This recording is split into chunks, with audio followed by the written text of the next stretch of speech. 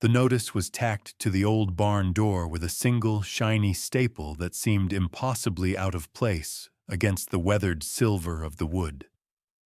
It was printed on a sheet of offensively bright pink paper, the kind of color that doesn't occur in nature. It vibrated with a kind of smug, bureaucratic energy. I didn't need to read it. I knew what it was. I could smell her. Even from 10 feet away, her perfume hung in the air like industrial-strength nerve gas, a cloying, chemical-sweet monstrosity that smelled of desperation and cheap floral arrangements.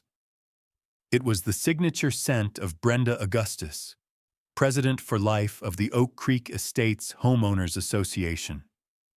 She was standing on the edge of my property line, a place she treated like the border of a hostile nation. Her arms were crossed over a designer tracksuit that probably cost more than my monthly property taxes. Her face, a taut, motionless mask of Botox and disdain, was aimed at my barn. At me. 30 days, Frank, she called out, her voice a sharp, grating thing that always made my teeth ache. That eyesore comes down, or we'll do it for you. She punctuated the threat with a little smirk. And we'll send you the bill, darling. Big mistake. Huge. That barn wasn't an eyesore. It was a monument. It was the last place I truly felt my wife, Eleanor. We'd built it together, plank by plank, the summer after we bought this land. It was supposed to be a simple workshop, but it became our sanctuary. Inside, the air still smelled of her, a faint, lingering scent of sawdust, potting soil, and the lavender she used to dry on the high rafters. Her gardening tools hung on the wall, cleaned and oiled, exactly where she had left them the day before she went into the hospital for the last time. The western wall was covered in shelves holding dozens of her meticulously labeled jars of seeds, a library of future life she never got to plant. Threatening that barn was like threatening to dig up her grave. Brenda Augustus had no idea what she had just done. She saw a quiet, 62-year-old widower who kept to himself, a retired civil engineer who just wanted to be left alone. She saw an easy target. She couldn't see the gears that started turning behind my eyes. She couldn't feel the shift inside me, the quiet, methodical rage that began to unspool like a steel cable. I am, by trade and by nature, a man who solves problems. For 40 years, my job was to analyze complex systems, municipal water grids, bridge support structures, geological surveys, and identify points of failure. I didn't deal in emotions. I dealt in load-bearing capacities, tensile strengths, and catastrophic failure cascades. Brenda Augustus had just designated herself a catastrophic failure cascade, and I was about to engineer her solution. I gave her a slow, deliberate nod. I didn't say a word. I just watched her turn, the gravel crunching under her pristine white sneakers, and climb back into her gleaming black SUV. The vehicle was a perfect metaphor for her. Oversized, unnecessarily aggressive, and burning through resources at an alarming rate. I waited until the sound of her engine faded before I walked over to the barn door. I gently worked the staple out of the wood, careful not to tear the grain. I folded the pink notice with precise, sharp creases and slid it into my shirt pocket. It felt warm against my chest, like a declaration of war. That night, I didn't sleep. I went into my home office, a room Eleanor always said was my natural habitat. It smelled of old paper, black coffee, and the faint hum of electronics. I cleared off my old drafting table, wiping away a thin layer of dust. I pulled out a fresh, unopened notebook. Gridded paper, of course. The lines were comforting, a promise of order in a world of chaos. On the first page, in neat block letters, I wrote, Project Brenda. Brenda had been a low-grade infection in this community for the 5 years since she'd seized control of the HOA. Her husband, a perpetually defeated-looking man named Carl who ran a struggling construction company, had somehow gotten her elected. From there, she'd ruled like a petty dictator. Her reign of terror was a litany of suburban absurdities. She'd fined old Mr. Henderson $200 because his bird feeder was attracting undesirable avian elements. She'd forced the Garcia family, lovely people with 3 young kids, to repaint their house 3 times because she couldn't decide which of the 3 approved shades of beige was the least offensive to her sensibilities. Her power was built on a foundation of nuisance complaints, public shaming on the community Facebook group, and the general reluctance of decent people to get into a mud wrestling match with a pig. People had jobs, families, lives. They'd rather pay the ridiculous fine for having their trash cans out for an extra hour than deal with her. I had stayed off her radar mostly. My 5 acres were on the edge of the development, part of the original farmstead that had been sold off to the developer in the 70s.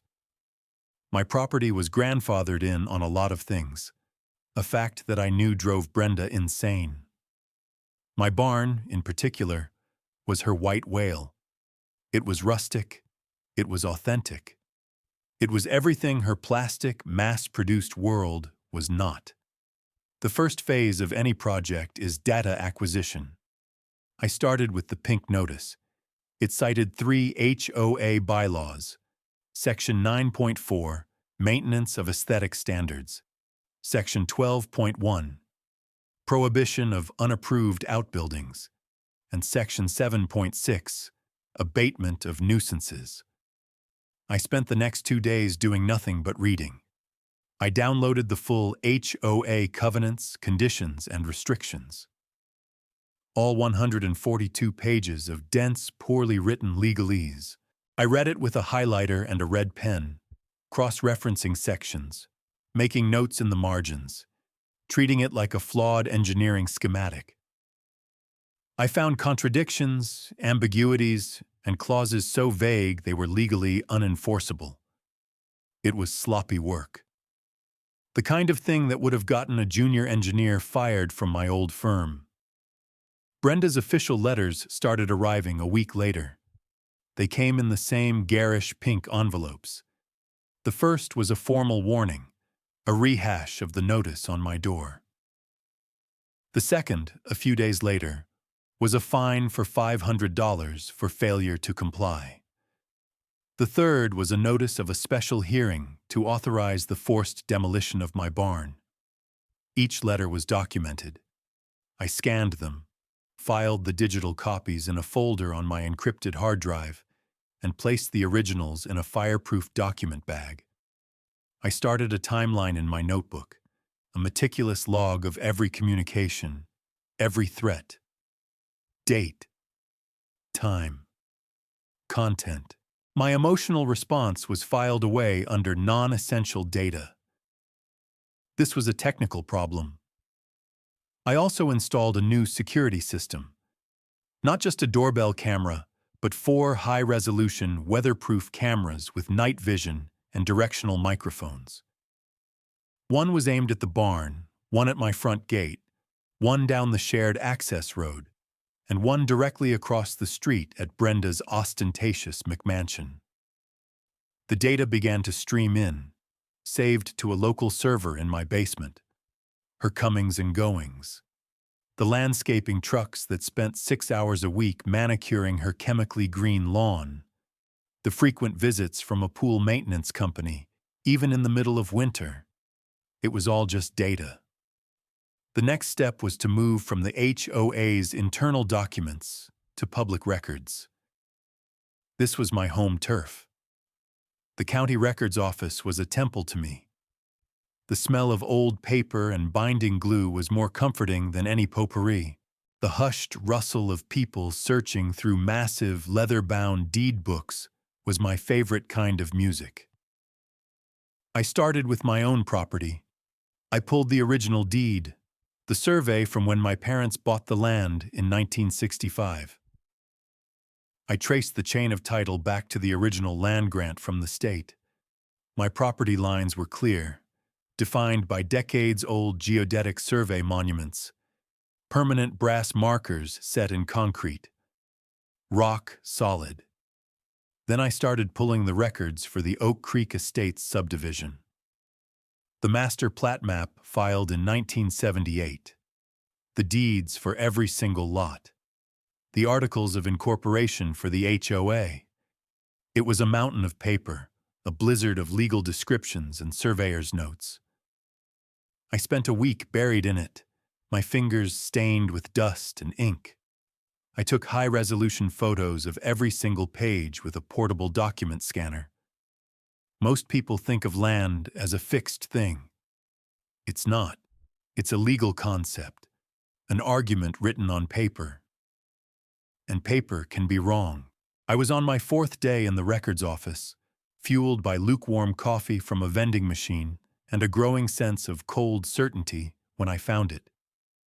It wasn't a dramatic eureka moment. It was quieter, more profound.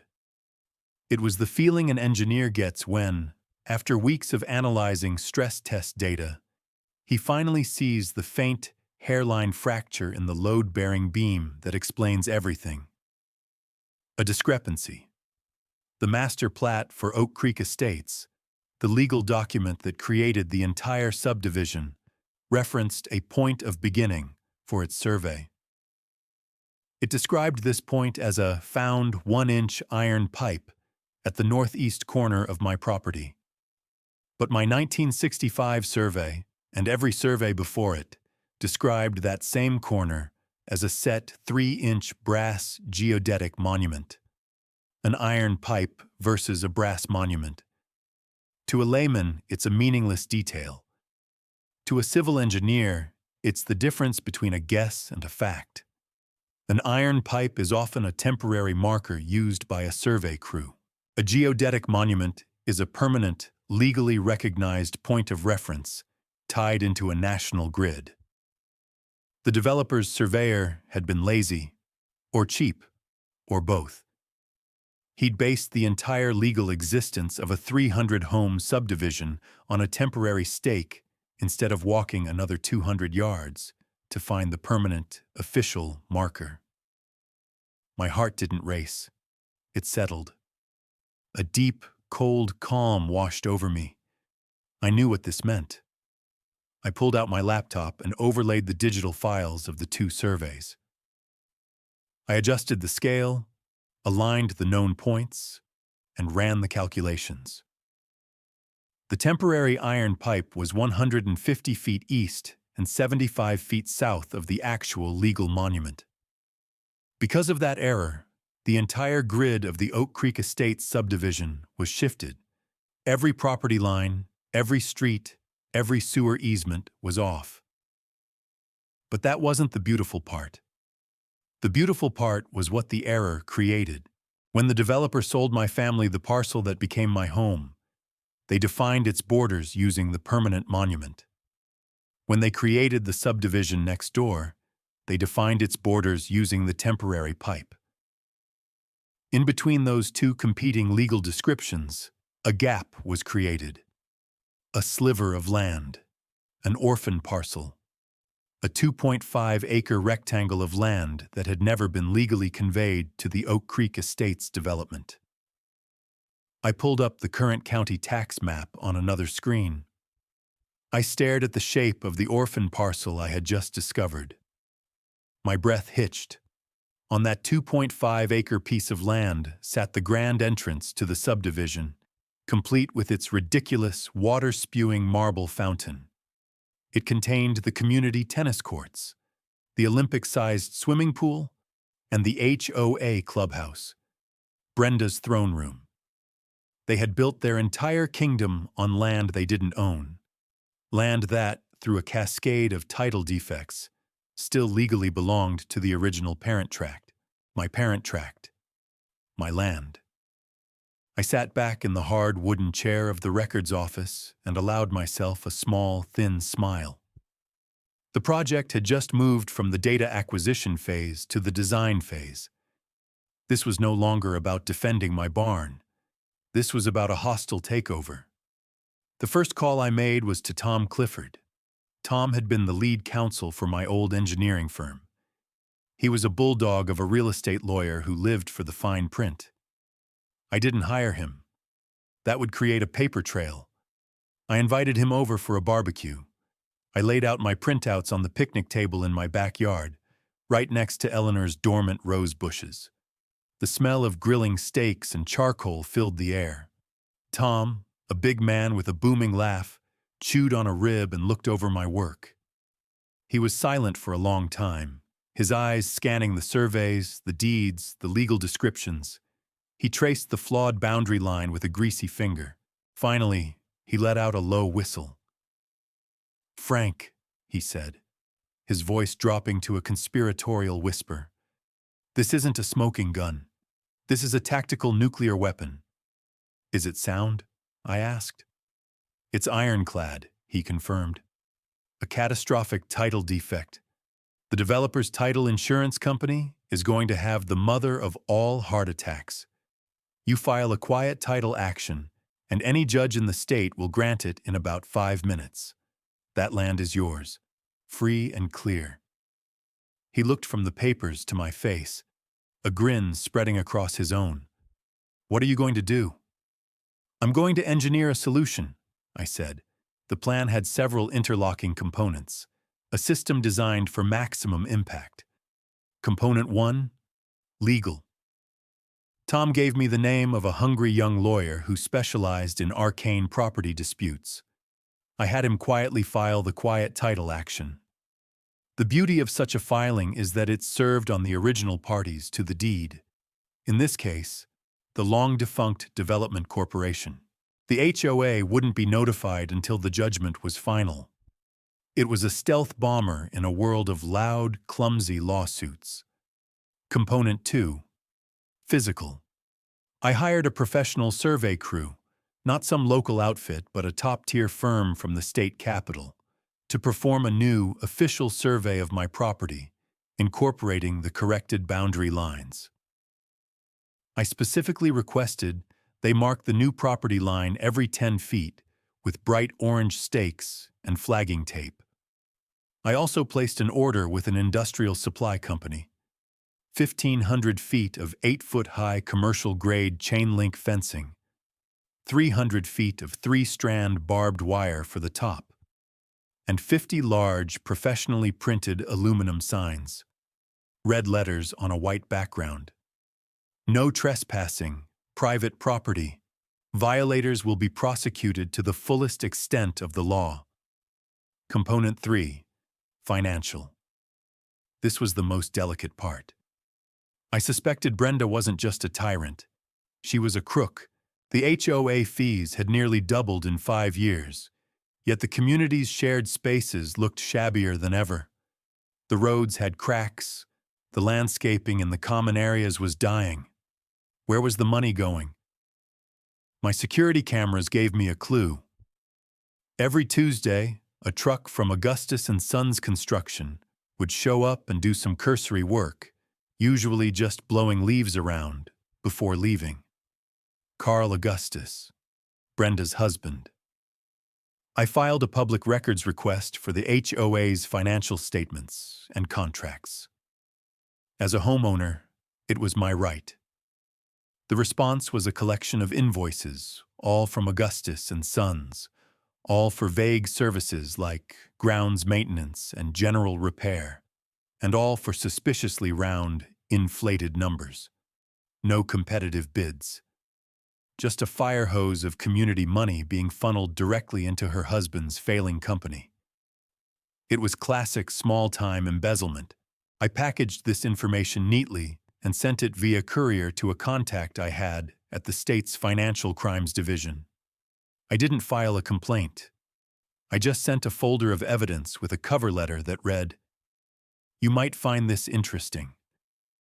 Component 4, psychological. This was the most important part. I needed to let Brenda escalate. I needed her to feel completely, utterly confident in her power right before I pulled the rug out from under her. I ignored the fines. I ignored the hearing notice. I let my 30 days of non-compliance tick down. On the 31st day, a new pink notice appeared on my barn. This one was different. It was a final notice of abatement. It declared that a demolition crew, contracted by the HOA, would be arriving in 48 hours to remove the non-compliant structure. Brenda had taken the bait. She had put her threat in writing. It was time. I didn't call a community meeting. Brenda did. She posted a triumphant announcement on the HOA Facebook page. Final victory. Please attend an emergency board meeting this Friday at 7 p.m. in the Clubhouse to approve the special assessment for the removal of the blighted property on Lot 1. Refreshments will be served. The arrogance was breathtaking. She was going to make the entire community pay for her personal vendetta against my barn. Against Eleanor's memory, the day of the meeting, my plan kicked into high gear. At 8 a.m., the survey crew arrived. They worked quickly and professionally, pounding in the orange stakes.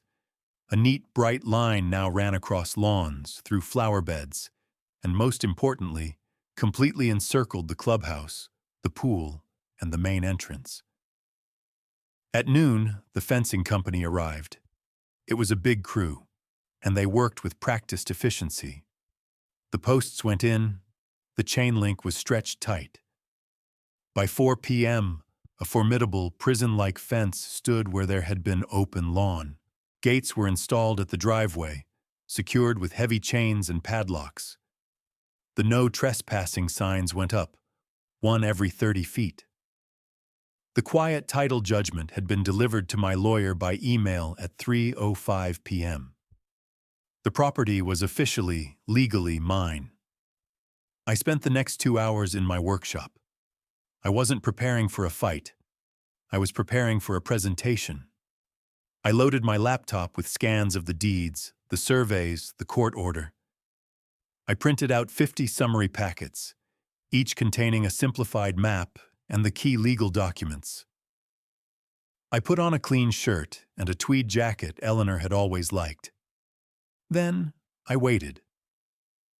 The scene at the clubhouse was exactly as I'd pictured it. Residents were milling around outside my new fence, confused and angry, their cars parked haphazardly down the street since the main lot was now inaccessible. Brenda was standing at the locked gate, her face a mask of purple rage, screaming into her phone at the police, the county, anyone who would listen. I walked up to the gate carrying a briefcase. "Having some trouble, Brenda?" I asked calmly.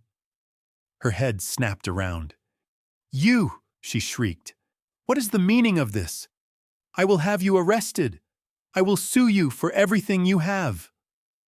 "I don't think so," I said. I unlocked the pedestrian gate. "The meeting is still on, but since this is my property now, I'll be running it." I walked into the clubhouse she considered her domain. The room smelled of stale coffee and her awful perfume. She and the other board members followed me in, sputtering with impotent fury. About 40 other residents crowded in behind them, drawn by the drama. Brenda stormed to the podium. "This meeting is to approve the $5,000 assessment for the demolition of Frank Miller's illegal barn," she yelled, trying to regain control. I let her finish. I let the murmurs of discontent from the crowd rise and fall. Then I walked to the front of the room, set up my projector, and turned it on. The first image that filled the screen was the original 1965 survey of my land. "Good evening," I said, my voice calm and even. "My name is Frank Miller. I'm a retired civil engineer, and I'd like to give you all a brief lesson in the history of our neighborhood." For the next 20 minutes, I walked them through it, step by methodical step. I showed them the deeds, the surveys, the lazy surveyor's mistake, the flawed plat map. I used a laser pointer to trace the boundaries, to show them the orphan parcel that was never conveyed to the HOA. My presentation was dry, factual, and utterly devastating. The room grew quieter and quieter with each slide. Finally, I projected the signed court order from that afternoon, the quiet title judgment, the legal document that affirmed my ownership of the 2.5 acres we were all currently standing on. So, to summarize, I said, turning to face the stunned crowd, this building, the pool, the tennis courts, and the front entrance are and have been for 40 years my private property. You are all, technically, trespassing. You could have heard a pin drop. Then I handed out the information packets. The rustle of paper was the only sound. Brenda's composure, a brittle thing held together by Botox and ego, finally shattered. It didn't crack. It exploded. "Lies!" she screamed, her voice pitching into a shrill, panicked register. "This is fake. He forged these documents. He's a crazy old man." She lunged for my laptop, her lacquered nails clicking furiously as she tried to claw it off the table. Her husband, Carl, tried to grab her arm, but she shook him off. "I will not let you destroy this community," she howled, her face contorted. "You mean you won't let me stop you from robbing it," I said coolly. I advanced to the next slide. It was a spreadsheet. On the left were the HOA's payments to Augustus and Sons Construction for the last 3 years. On the right was a market rate analysis from an independent accounting firm for the services rendered. The difference was a staggering sum: over $200,000 in overpayments and fraudulent invoices. "This," I announced to the room, "is where your money has been going. Not to fix the roads or maintain the grounds, but directly into the pockets of your president." That was the moment that broke her. She started babbling, a torrent of denials and accusations. She blamed the board, she blamed the management company, she blamed me. It was a full-scale public meltdown, a systems failure cascade of epic proportions. And right on cue, the doors to the clubhouse opened. 2 uniformed sheriff's deputies and a man in a sharp suit, who I recognized from his photo as a lead investigator from the state's Financial Crimes Division, stepped inside. The investigator held up a warrant. "Brenda Augustus, you're under arrest for embezzlement, wire fraud, and mail fraud." The sharp, satisfying click of the handcuffs as they closed around her wrists was the most beautiful sound I had ever heard. It was the sound of precision engineering, the sound of a problem being solved, permanently. The aftermath was swift and total. Brenda was convicted on all counts and sentenced to 5 years in a federal correctional facility. Carl's construction company went bankrupt, and he filed for divorce before she was even sentenced. They lost their house, their oversized SUV, everything. Total ruin. Just as I had designed. The HOA was dissolved.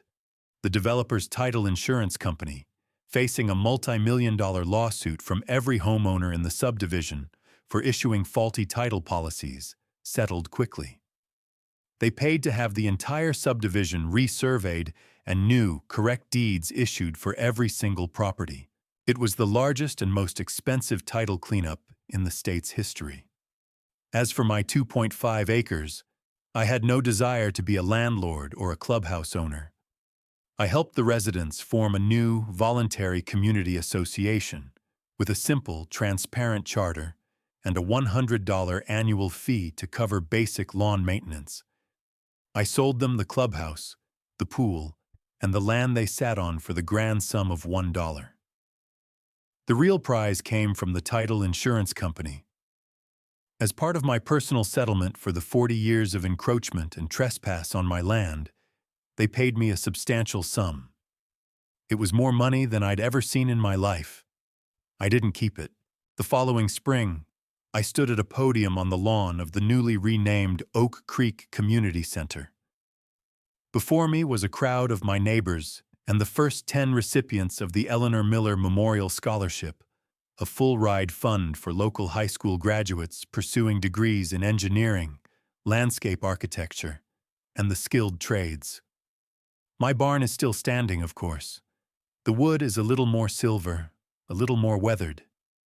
Eleanor's garden next to it is thriving. The roses that year were the most beautiful they had ever been. Sometimes, in the evening, I sit on the porch and look at that barn. I think about the nature of things, how some structures are built of wood and nails, and others are built of arrogance and greed, and how, with the right set of tools and a good blueprint, any structure can be brought down. They say you shouldn't pick fights with people who buy ink by the barrel. I'd offer a small amendment. Never, ever pick a fight with a quiet old man who understands property law and has a great deal of time on his hands. You never know what he owns